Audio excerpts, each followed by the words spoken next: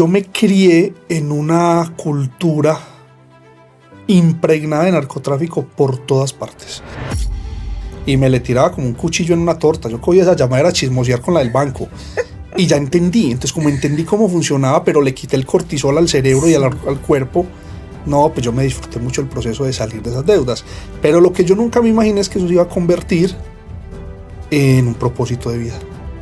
Para mí lo más importante de la gestión del error es la velocidad con que lo trasciendo.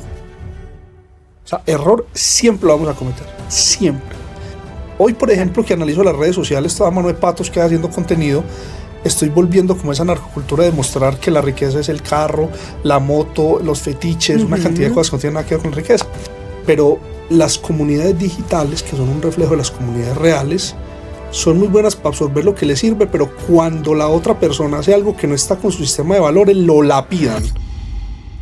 Hola, bienvenidos a un episodio más de Mera Energía. Gracias por estar acá conectados con nosotros y les cuento que vamos a desarrollar un episodio bien especial con un tema que no a muchos nos gusta tocar, pero es necesario y son los errores. No los vamos a romantizar, nadie se anda por la vida mirando qué error cometer, pero sí es importante tenerlos muy presentes y sobre todo el aprendizaje que podemos sacar de ellos. Hoy tenemos un invitado muy especial. Alejo, gracias por estar acá. No, a ti por invitarme. Sobre todo, Yuli, que este tema, ahorita que te escucho hacer la introducción, o sea, como que nunca me había detenido a pensar el rol que ha tenido el error en mi vida y ha sido como el 90%. O sea, como ahorita que lo decís, como, vení. Nunca he hablado de eso. O sea, creo que va a ser un inédito este tema hoy. Ay, va a estar súper bueno. Sí. Alejo, vos hasta el momento sos el invitado más famoso que tengo. No jodas. Sí, sos el invitado. Bueno, no le digamos pues famoso, pero sí el que tiene la comunidad más grande. Sí. Y vamos a ir hablando porque básicamente por los errores que has venido cometiendo es que ahorita, hoy por hoy, no solamente tenés una comunidad, sino que tenés muchas cosas, una membresía en inteligencia financiera, tenés un programa hermoso que se llama Adiós a las putas deudas, estás liderando ahorita algunos proyectos inmobiliarios también con tu misma comunidad. Una mesa de dinero. Exacto, una mesa de dinero. Y mira que todo eso ha sido también a raíz de todas esas experiencias que tú has tenido, ¿sí? Finalmente, ¿qué es la experiencia? Es un cúmulo de errores y de lecciones aprendidas. Al final es eso.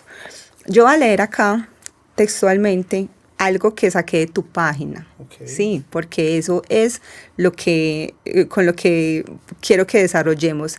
Y dice que tu propósito es compartir tu experiencia y a partir de esta ayudar a crecer a las personas y a que se conviertan en un mejor ser humano para que puedan vivir en riqueza. Okay. O sea, podemos decir que de toda esa experiencia y todos esos errores que has tenido encontraste tu propósito. Ya, ya terminamos, ya. No, sino que es muy loco porque es un propósito que lo deja uno en pedacitos al final del ejercicio, porque es un propósito. Yo a veces le digo a mi comunidad que eso me parece más la clínica de fracturas, porque eso no llega gente quebrada por todas partes, y es el ejercicio de Alejo, me pasó esto, Alejo, debo esta plata, Alejo, me quebré, Alejo, monté este negocio. Entonces todo es un ejercicio desde el error. O sea, ahorita que lo decís, estoy haciendo como catarsis, estoy aquí como claro, es que mi especialidad es el error. Y nomás ayer me pasó una cosa súper charra, y es que está hablando con la niña, con Anto, la conoces.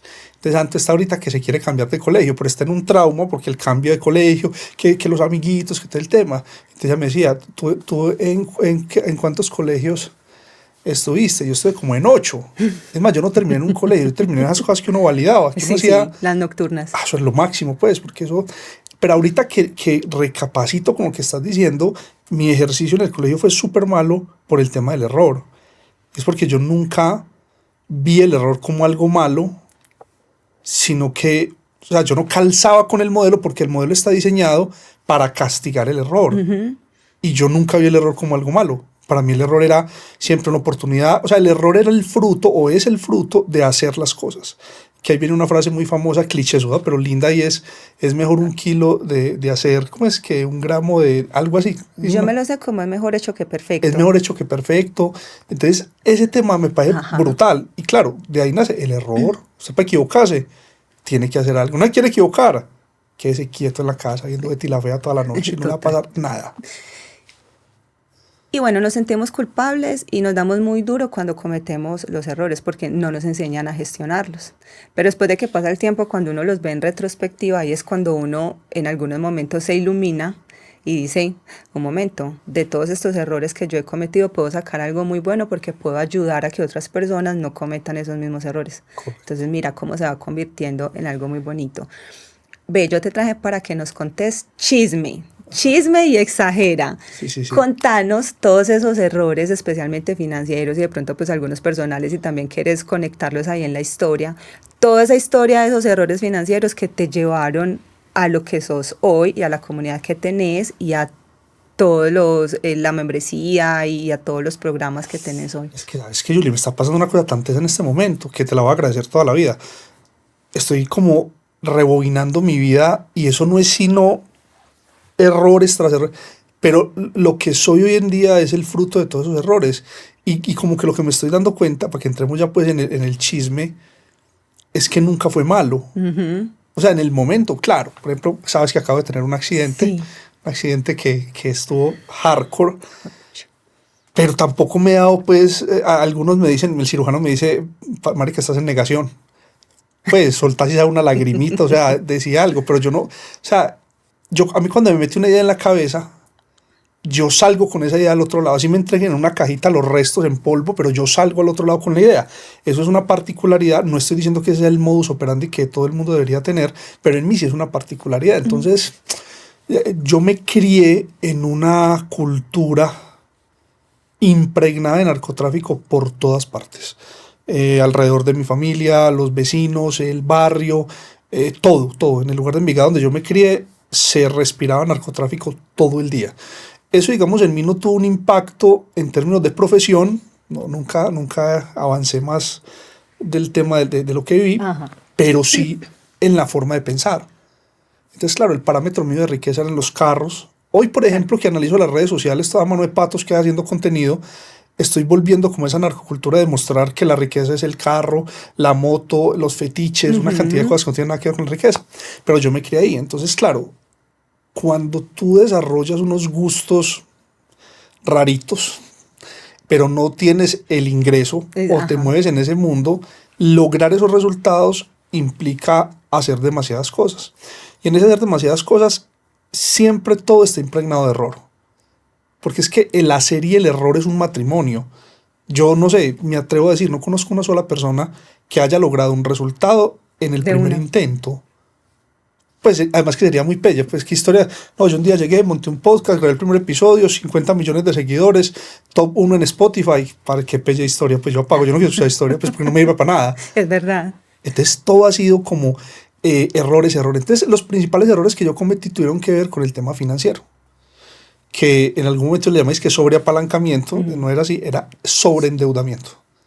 Entonces, claro, cuando uno quiere atraer un resultado que lo puedes tener más adelante, pero lo quieres traer a tiempo presente, la forma más exclusiva que hay para hacerlo es la deuda. Entonces le decía a la niña ahora, ella cumple años mañana y desde hace 2 años ella viene antojada que le demos un celular, un iPhone. Yo le digo, Anto, yo tuve iPhone a los 40.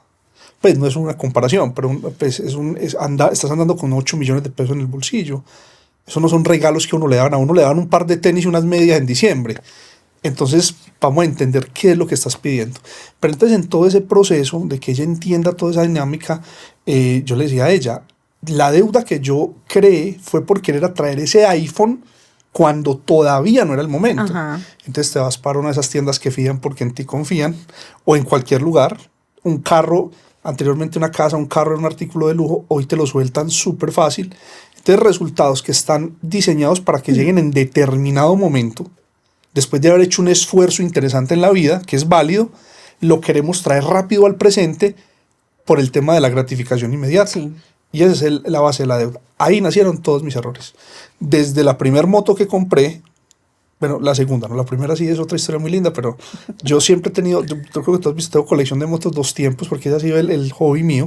Pero la primer motico que compré a los 18 años, una V80 Yamaha Special, y eso era mi moto. Pero de en adelante eran errores hasta una finca cafetera. Entonces, cuando el tema de la finca, yo siempre me comparaba con mi entorno. Entonces yo decía, hey, ¿y por qué estos tienen? ¿Y por qué él puede? No, yo también puedo. Y ese yo puedo fue que me metí en una deuda como de 300 millones de pesos a los 24 años, que esa terminó en 800 millones de pesos en deudas y ese fue el máster mío. Ahí donde llegó un momento donde dije, vení, freno de mano y ¿qué está pasando? O sea, ¿por qué me cuesta tanto tener resultados? Y es que entendí que lo estaba haciendo de la forma incorrecta. Entonces, esa es la mitad del chisme. La mitad del chisme.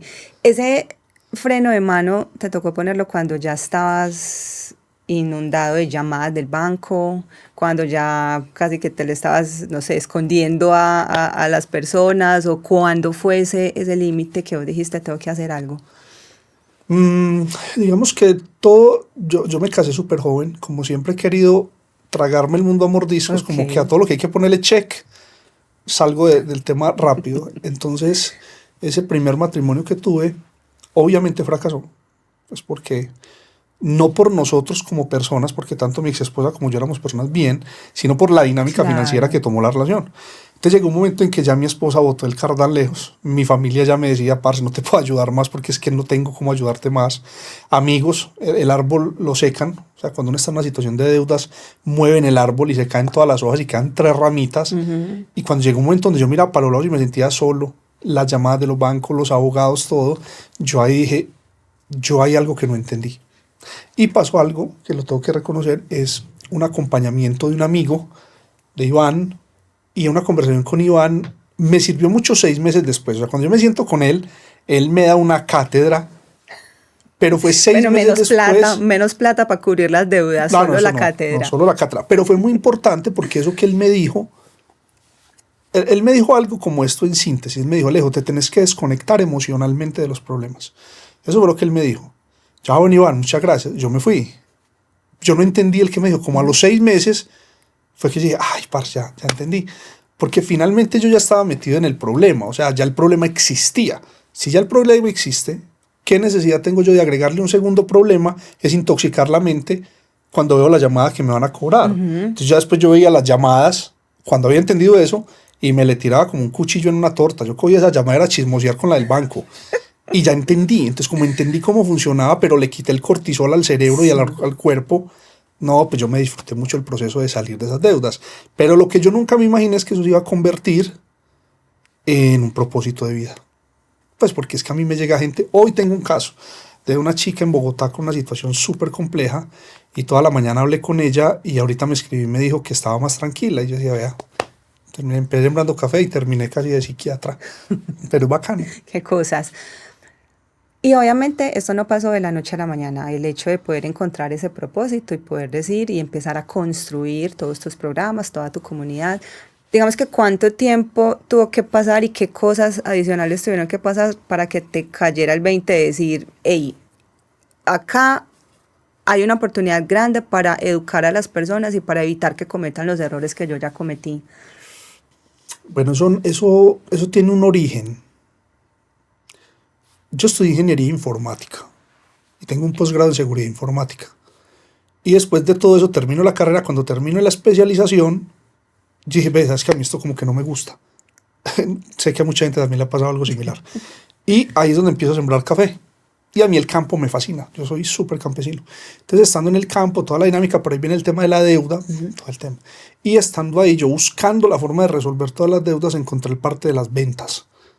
Que yo en ningún momento digo, es que uno sueña con ser vendedor, ¿no? Antes le decían a los amigos, parce, yo me voy a conseguir camello y ya en ventas, pues uno las ventas las ha por debajeado siempre. Pero yo en ese embale en el que estaba hablando calculémosle año 2011, 2012, que se acabara el mundo, ¿de acuerdo? Sí, sí. Yo hice fuerza para que se acabara. Esa es la única forma de data crédito. Y yo en esa época, yo pagaba solo en intereses casi 6 o 7 millones de pesos. Es que hoy en día uno habla de 5 millones, un arriendo, pero hace 12, 13 años 5 millones era un viajado de plata. Entonces yo en medio de eso aparece el tema de las ventas y yo ahora sé el tema de las ventas, Julio, no te imaginas, yo me enamoré del tema comercial. Entonces claro, ahí desarrollé muchas habilidades. Hoy yo no parezco una persona tímida, yo soy muy tímido. Yo no pareciera una persona tímida, pero fueron las habilidades comerciales las que me permitieron como hablar con la gente. Entonces hay un tema de oratoria, de charlas. Yo tuve la oportunidad de dar charlas en Brasil, 4.000 personas con traducción simultánea. O sea, digamos que un momento a otro me convertí en orador. Yo ya estoy listo para iglesia. O sea, una cosa loca. Y ya en ese momento viene la pandemia, yo ya he logrado pagar las deudas. Yo trabajo en una empresa en Estados Unidos, me iba súper bien, llega la pandemia. Pasa un tema y es que yo me desconecto muy fácil de las cosas cuando pierden sentido. Pero cuando te digo fácil es que si yo tengo un parcero, pan, amigo mío, pero llega un momento en que esa relación pierde sentido, yo me desconecto de la relación, no, pero no la sufro. Entonces con esta empresa pasa eso, me desconecto, llega la pandemia, yo me encierro en la finca de mi papá y yo allá empiezo como fue, pucha, ¿yo qué me voy a poner a hacer? Pues le he dado la vuelta a todos los negocios, a todos los modelos, he trabajado en lo que vos quieras, pero yo no me he preguntado yo qué quiero hacer. Y un día hablé con un gran amigo, con Daniel Tirado, y le conté lo que yo estaba sintiendo. Él me da 4 o 5 palabras, pero de bacanería, y ese día abro mi canal de YouTube. Cuando abro el canal de YouTube, yo veo este estudio de grabación, me parece hermoso, y mi primera inversión fue, yo tenía un Twingo guardado, y lo vendí como en 8 millones de pesos, y me fui para un centro comercial aquí en Medellín, y me compré una cámara, unos trípodes y unas luces, pero pues lo más bamba del mundo entero. Y con eso en la finca donde mi papá monté un mini estudio. Te voy a ver los primeros videos míos en YouTube. Se ven gallinas pasando, el mayordomo con la guadaña, mi papá subiendo tinto. O sea, es lo más casero del mundo entero. Pero así arrancó. Y lo que me di cuenta, digamos, lo que empezó a hacer un crecimiento exponencial, es que el tema que yo tocaba era un tema de dolor. Y es más común de lo que uno cree. Sobre todo que uno muchas veces cree que el tema de las finanzas y de la deuda es exclusivo de las personas que tienen pocos recursos. Y lo que yo me he dado cuenta, y puedo poner las manos al fuego, es que el tema financiero afecta a todas las personas por igual en proporción. Entonces yo tengo casos de amigos míos, pilotos, con unas situaciones financieras que hasta yo me escandalizo después de haber visto todo lo que he visto, y es un dolor muy generalizado. Entonces ahí eso empieza a crecer, a crecer, a crecer. Sí. Yo todos los días, Julie, abro el TikTok y el Instagram en la mañana, prendo el celular y miro, y tengo 1,000, 2,000, 3,000 seguidores nuevos en cada red. Pero pues no es para verme a mí. No, es porque mensaje. Solucionas algo. Sí, total. La inteligencia financiera no discrimina estrato social, no para nada. Ni género, ni sexo, ni filiación religiosa, de todo. De todo. Ey, dato random. Yo te conozco por Daniel Tirado, por el Club del Dinero. Ah, bueno, bacanísimo. Sí. Sí, Dani y yo tenemos una historia larguísima. Y después podemos hacer un podcast entero de eso. Tienes que invitarlo. Sí, o sea, Daniel, es genial. Y de ahí también la importancia de tener ese tipo de personas que con 3, 4 palabras ya te cambian el chip y te ayudan en algo. Mira, hablaste ahorita de Iván, luego hablaste de Daniel, y son esas personas que te activan algo por dentro que hace que tomes acción frente a algo. Yo tengo muchos mentores. Eso es maravilloso. La mayoría muertos. Me encanta escuchar muertos. O sea, como gente que ya dejó su legado y ya no está, como que no tienen oportunidad de cagarlas. Yo siempre digo eso, porque hay veces que uno está siguiendo a alguien en redes y uno dice, ¿qué no te está? Y un momento, un escándalo. Y uno, como, marica. En cambio, los muertos ya no la cagan.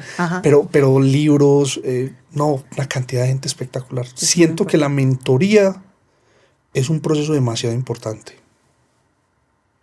Es muchísimo, porque es que le estás ahorrando tiempo a la gente y plata, empezando por ahí. Aparte de eso, la educación que van teniendo. Decís algo muy chévere, y es que la educación financiera parte también de la educación emocional, sobre cómo gestionamos las emociones. Es que las finanzas tienen que ver con el manejo emocional del dinero, diferente a la educación contable. Entonces a veces la gente le dice, no, educación financiera, entonces se va a los números, a la DIAN, a la EBITDA, a un balance general, un estado de resultados. Eso es contabilidad y es súper valioso. Pero la educación financiera es, ¿cómo hago yo para sentir que me pagaron la prima y que tengo 10 millones de pesos en el bolsillo y no tengo esa sensación, esa necesidad de ir a gastármelos y de meterme a Temu, a Chain, a Amazon, a Alibaba, a mirar qué compro? O sea, cuando yo controlo ese algoritmo interno, esa es la verdadera educación financiera. Entonces llega un punto donde es hasta peligroso, porque ya uno como que no le saca gusto a nada. Entonces, de acuerdo. Vos ahora no es que estés pues ya más allá del bien y del mal, todavía seguimos cometiendo errores, solo que diferentes. Y asumo que cada vez que te metes en un proyecto diferente vienen errores y vienen aprendizajes. Sí. Así como que aprendizaje has encontrado ahorita en todo lo que estás haciendo con el tema inmobiliario. ¿Qué has aprendido de ahí? Para mí lo más importante de la gestión del error es la velocidad con que lo trasciendo. O sea, error siempre lo vamos a cometer, siempre.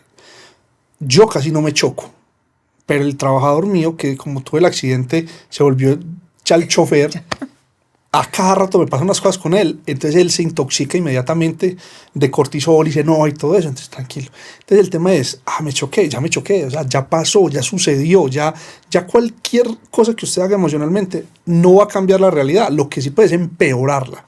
Entonces lo que yo aprendí es a la gestión. Te voy a contar cosas que me han pasado últimamente que creo que va a documentar todo este proceso.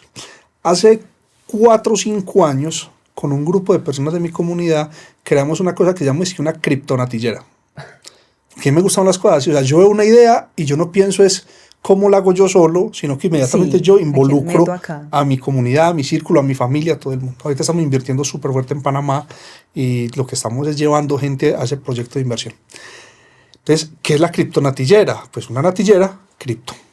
Entonces nos unimos como 80 personas a comprar Bitcoin y compramos una cantidad interesante de Bitcoin hace como 3 o 4 años. Cuando la última persona que se registró para ser parte puso el dinero y compramos el Bitcoin, se desplomó a 13,000. Estaba como en 50,000, estábamos promediando que volviera a subir a 80,000 y la última persona entró y cerramos la posibilidad de que alguien más entrara y eso se fue a $13,000. ¿Entró la ballena o qué? Ay, fue pucha, eso fue, todos quedamos como, marica, qué sal, listo. Entonces era muy loco porque habían personas que entienden que los mercados son cíclicos, pero también habían personas que pensaron pues que se les había acabado el mundo. Entonces fue un tema muy teso porque el dinero siempre estuvo ahí, pero depreciado porque compramos un criptoactivo. Se demoró 2 años y medio en que el precio volviera a estar cerquita a los 50,000. Cuando yo vi que se acercó y le hizo así como ojitos a los 50,000, ahí mismo en el grupo, muchachos, estamos un 3% en negativo, pero me voy a liquidar, ¿ya están de acuerdo? Liquidamos. Se le devolvió a todo el mundo el dinero. Yo dije, ay, fue pucha, y se fue a 120,000.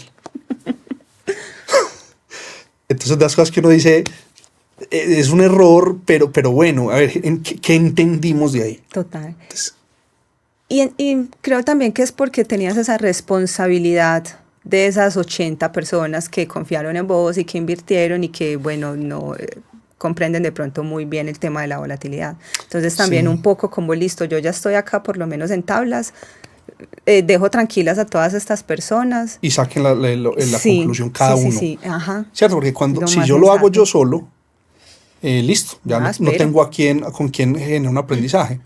Otro proceso que tuvimos, más o menos por esa fecha, a mí me gusta mucho el tema de invertir en propiedad bajo el modelo de cesión de derechos fiduciarios. Entonces compramos propiedades sobre planos, vamos pagando la inicial y ya cuando se acerca la escrituración y cierre de negocio, vendemos la propiedad y generamos una rentabilidad. Nos metimos en el primer proyecto en Caldas hace 3 años, 2 años y medio, pagamos toda la inicial y el proyecto se toteó. Entonces quedamos todos ¿y uno aquí qué hace? Con fideicomiso, con todo claro, y esta es la hora en que nos han devuelto el dinero. Entonces digamos que hay una serie de situaciones. En San Jerónimo tuvimos el ejercicio, alquilamos un apartamento y lo amoblamos para rentas cortas y no caímos en cuenta con que la unidad estaba llena de personas de la tercera edad que no querían un lugar para rentas cortas y eso se volvió un desmadre. Entonces, pero todo han sido aprendizajes. Total. ¿Qué trato yo en esos aprendizajes? Es algo egoísta, pero y lo admito, yo creo que nunca habías escuchado esto cuando hemos hablado en los grupos. Yo siempre asumo el error, así sea grupal, porque el aprendizaje me queda. O sea, yo compro el aprendizaje. Y hay veces que me ha costado. Hace poco compramos un lote en una parcelación que tenía un riesgo de embargo por la titular del lote, tenía un tema legal. Compramos un lote, hemos dado ya un dinero y embargaron a la dueña. Entonces, las personas que están conmigo, yo logré trasladar esos dineros a otros proyectos, pero yo asumí el riesgo. Entonces, el sábado, mañana voy a hablar de eso en un live y es la causalidad del dinero. Hay que entender que el dinero tiene que moverse. Entonces, mientras el dinero se esté moviendo, no te preocupes, las cosas están bien. El problema es cuando el dinero se atomiza y se queda quieto. Que se esté moviendo, que tenga un fin. Sí. Generalmente, pues, un muy buen propósito. Sí. Claro, porque es como la forma que tiene también, el dinero es energía, entonces también como la manera que tiene de expandirse. Y que tiene una lógica muy bonita. Mira, si hay un excedente de dinero y yo lo traslado a proyectos de inversión. Esos proyectos de inversión toman ese dinero, construyen, contratan empleados, compran en depósitos, compran acá, esos empleados compran en el supermercado, el del supermercado paga el arriendo, el de la renta, entonces el dinero tiene un flujo. Total. Eso es lo que hay que promover. Por eso es que cuando las economías se quedan quietas, colapsan, porque todo el mundo está dejando de vender. De acuerdo, sí, es bien importante esa parte. Alejo, yo ya te había hecho esta pregunta, no me contestaste, la voy a volver a hacer. Vos con la comunidad que tenés ahora, ¿sos consciente de que representas una figura de liderazgo para ellos? ¿Sos consciente que generas influencia, claro, pero sos un líder para ellos? Digamos que la preocupación más grande para mí en ese aspecto, y me pasa mucho, es que yo no soy una persona a emular. Estoy hablando de Alejandro. O sea, yo tengo conceptos, programas de inversión, hablamos de temas, pero yo, como persona, soy exageradamente anodino. O sea, yo no tengo nada especial. Inclusive soy súper ordinario. Entonces, cuando la gente a veces va a mi casa, no sé, entonces yo voy en pantaloneta, voy en chanclas. Estás muy bien vestido. Hoy estoy súper bien vestido. Entonces, la gente a veces está esperando que el referente sea pulcro, bien puestecito. Entonces, yo entiendo la influencia, pero trato de que nunca pase a convertirse en una referencia, sobre todo por otros temas.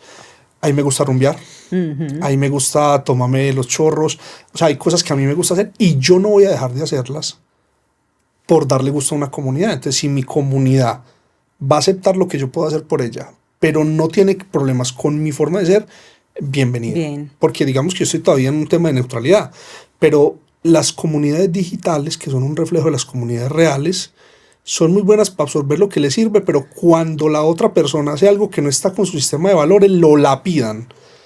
Y ese tema es horrible. O son buenísimos para encontrar el error. Hacia allá iba mi otra pregunta. Sí. Porque, o sea, te lo encuentran y te lo hacen ver y te lo dejan ahí en los comentarios, incluso en lives me ha tocado donde estás y ahí te van escribiendo, te equivocaste en esto, eso pero has visto las respuestas. No, claro, te voy a preguntar eso, ¿cómo gestionas vos ese error que te hacen ver los otros y qué tipo de respuestas das? Contá. Yo empecé con la creación de contenido muy fuerte con el tema de los live. Yo hacía live cuando casi nadie hacía live. Ajá. Entonces yo he tenido live, yo tuve un live histórico, uno hablando sobre Bitcoin una vez, que fueron 5,000 personas conectadas, que es un número muy grande para una persona normal. O sea, si ya vamos a un influencer, pues 5,000, pues son nada, pero un live con 5,000 personas es muy interesante. Y tuve otro con una estafa que se llamó Mega Pro, súper grande, y en ese conectaron casi 7,000 personas. Y ahí tuve amenaza de muerte, eso fue lo máximo. Ese live tuvo de todo. Entonces lo que empezó a pasar cuando empecé a hacer los live es que al principio me querían dar un formato, entre ellos Estefa, todos como, no digas esto, no digas lo otro, esto no se puede decir en redes, todo eso. Entonces yo era como hablándole a la cámara y como que pedaleaba, como que se me iba el cardán. Y yo, no, marica, ¿qué hago? Hasta que un día dije, ¿sabe qué? De malas. Entonces ya la gente me escribía, pero es que no sé qué, ya, mierda, entonces, vayas, esto no es para usted, chao, pum, y lo sacaba del live. Entonces cuando yo empecé a eliminar gente de los live y a bloquearlos, la gente que se quedaba sentía eso como un tema tribal. O sea, como quien dice, hey, el líder de la tribu mató a un enemigo. Entonces la gente que se quedaba como, alzaba las cabezas de los muertos. Se veía algo así. Que nos defiende. Entonces yo llegué a un momento que dije, yo tengo que cuidar es a la gente que se queda y que permanece en la tribu.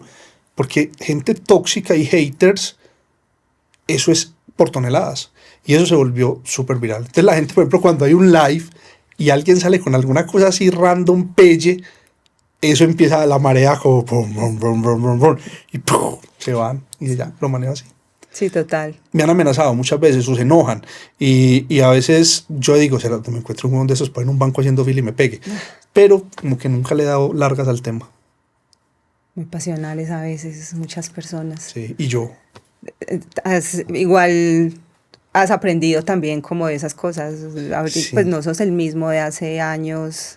Pero por ejemplo tuve un bache donde con Ana la psicóloga y todo como tratando de ponerle un poquito de docilidad al personaje y después volvimos al tema de que el personaje era el que más gustaba, entonces rompí todos los cartones y volvimos porque el live mío vos has visto, es un live en mis palabras, en mis términos, sin esconder nada, el gato brinca encima, o sea, es lo más normal del mundo entero. Y siento que esa ha sido la marca. Es eso, es la marca, es Ale Ortiz como tal. Tenemos otro episodio bien bonito para que nuestros oyentes lo escuchen y lo busquen por ahí, precisamente sobre eso, sobre la autenticidad, esa importancia de encontrar tu estilo, porque Sí. es que es tu estilo propio y es lo que te va a hacer fluir y lo que te hace construir comunidad y lo que te hace ser, porque pues si empezás a tener un personaje, eso se te cae. Sí, sí, es muy difícil. Además Hay que que ser yo a veces veo a Juanpis y digo, ¿qué tanto eso ser Juanpis y Alejo? de eso. Pues eso debe ser como un extraño caso del Dr. Jekyll and Mr. Hyde. Debe estar uno como quién soy y qué paranoia tan brava. Entonces no, es mejor uno solito. Es mejor así. Hay unas recomendaciones prácticas que tenemos para los que nos oyen porque como este podcast es educativo, Ok. entonces pues hay acá algunas como para que debatamos juntos. Relacionados con el error, claro, que es el tema que trajimos hoy acá al estudio. Y la primera recomendación es, después de fallar en algo, hay que hacer una revisión rápida. Identificar lo que pasó, cuál fue la causa principal, cuáles son esas acciones para evitar que vuelva a pasar. Bien, eso suena súper bien en la teoría. De pronto uno no se sienta a hacer esa evaluación tan consciente, ¿cierto? Pero al final yo creo que siempre sí es bueno sacar ese mínimo aprendizaje de cada uno de los errores que cometemos, por pequeño que sea. Que ese es el concepto de creación. Es un live que hicimos una vez, creación, que es crear haciendo. Y es, doy un paso, hago algo, evalúo el resultado y con base en lo que evalúo, vuelvo al ciclo. Y es una iteración hasta que el resultado queda bien, como los deportes. Como los deportes, de acuerdo. Ahora, cuando tenemos equipos frente al error, ya después que sucede el error, entonces es importante esas breves reuniones. Algunos le llaman retrospectivas, otros le llaman conversemos, Yo le otros llamo como... tuercas y tornillos. Ay, me gusta. Para apretar esas tuercas y tornillos, para que juntos definan esas acciones correctivas y Sí. esos planes de mejora. Eso es muy, muy, muy importante. Ahí pues como dejar la bitácora de los compromisos a los que llegaron todos y poderle hacer seguimiento a esos compromisos. Y me gusta mucho, por ejemplo, el tema de la mayéutica, todo lo que tiene que ver con las preguntas. Julie, revisa ese video. Ya lo revisaste. ¿Qué le ¿Qué cambiarías? En esta parte, ¿cómo lo harías? O sea, ir a punta de pregunta logrando que sea la otra persona la que no te lo está. Para mí me parece el mejor sistema de aprendizaje. Total. Claro, no hay ahí un juzgamiento ni estamos poniendo de una vez el error sobre la mesa, sino que venga juntos, busquemos Sí. cuál es ahí el inconveniente y cómo lo podemos mejorar. Antes de iniciar algo nuevo, realizar un chequeo de riesgos, identificar posibles desviaciones, debilidades, de pronto por dónde vamos a poder encontrar algún error para con anticipación irlo mitigando. Correcto. Buenísimo si se puede. Sí. Hay otros momentos en los que no se podrá. No, y más allá de eso, que es súper importante, es el lenguaje conmigo mismo ante el error. Porque esa es la segunda etapa. O sea, hay veces, hay una frase de un vallenatero que dice, la demora me perjudica. Y yo lo que siento con el error es, trasciéndalo, listo. Se cayó el vaso, se regó la leche. No nos quedemos todos aquí como, ¡ah! No, ya recoja tan y siga. Nada Eso. pasó. El nada pasó tiene su riesgo también, pero en general es, sigamos. Claro, mientras más rápido. Y compartir los errores en un post, en una charla, convertirlo en cosas maravillosas como un programa financiero, como asesorías, es eso mismo. También como trascenderlos y asumirlos públicamente también puede acelerar ese aprendizaje para que las otras personas no lo repitan. Total, súper, me gusta. Sí, ese está muy bueno. Hay que hablar así abiertamente del error. Como les decía al principio, pues no romantizarlo tampoco, pero hay que vivir con él, hay que aceptarlo. Total. Y el tema de la romantización del error, que nunca lo había, me gustó el tema porque a veces trata uno como de ser lo más soft, entonces romantiza el tema y es más bien gestionarlo. Ya gestionémoslo rápido, pues porque nadie va a querer, que ahí viene un tema que lo hablaba yo alguna vez, el tema de empezar desde cero, que para un error. Entonces hablamos con un parcero que no se ve hace tiempo y, hey, ¿qué? No, marica, me separé, aquí arrancando de nuevo, aquí cuarto matrimonio. Marica, era un programazo. Pues es como que nos acostumbramos a que empezar de cero es algo bacano y no, vení, qué bueno como que lograras tener una etapa como constante en algo, pero no que cada vez que nos veamos, no, marica, empezando de cero otra vez. Otra vez empezando. No, tampoco hace falta. Tampoco así. Alejo, gracias. Me Súper. encantó que estuvieras acá, que Qué rico. estuviéramos conversando, que nos echaras el chisme. En lo que les pueda servir, Julie, con todo el cariño y lo que yo siempre he pensado, a partir del testimonio de lo que pasa en la vida real se puede crear demasiado conocimiento. Entonces, con lo que les pueda ayudar, con todo el cariño. Ay, hermoso. Muchas gracias. Súper. Muchas gracias a todos por quedarse hasta el final y los esperamos en un episodio más de Mera Energía. No se lo pierdan.